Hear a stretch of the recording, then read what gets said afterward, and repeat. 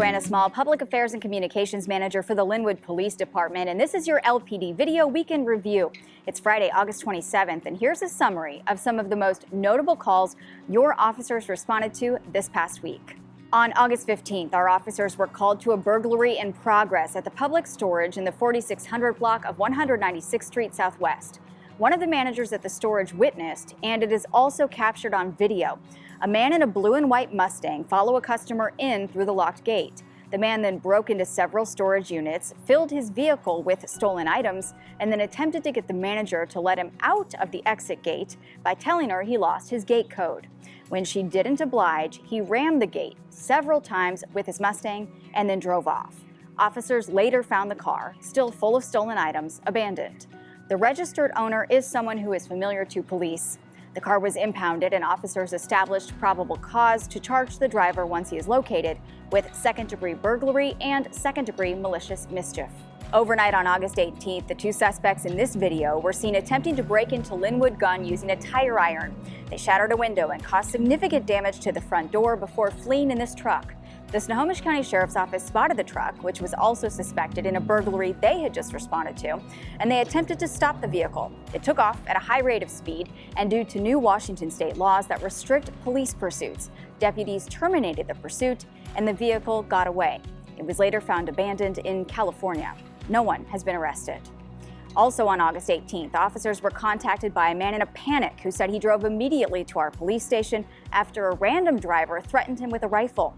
The victim said he honked at a truck that was stopped and blocking traffic on 44th Avenue West, and when he went to drive around, the driver of the stopped truck pulled out a rifle, yelled, and attempted to strike the victim's vehicle with a cane. Someone else soon after called 911 to report a road rage incident with the same truck and driver and provided our officers with the new location for the truck. After finding the truck and contacting the driver, officers transported the first victim to that location, and he identified the driver as being the man who had indeed pulled the rifle. He was arrested for brandishing a weapon apparently capable of producing bodily harm. And again on August 18th, our officers responded to a high-dollar retail theft at Lululemon. Just before closing, employees say a man and woman walked to the back of the store and began shoving piles of leggings into bags they brought with them. The employee yelled at them to stop, but they ran out of the emergency exit with an estimated $7,000 in merchandise.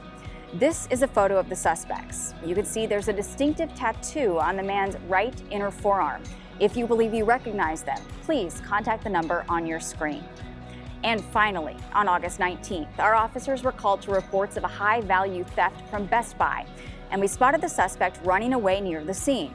Due to new Washington state laws that require we have probable cause, not just reasonable suspicion, to use any kind of physical force to keep a suspect at the scene, when the man refused our verbal commands to stop, our officers followed him until he finally got tired and sat down. We transported the Best Buy employee who witnessed the theft to the location of the suspect so he could positively identify him. We then had probable cause for his arrest.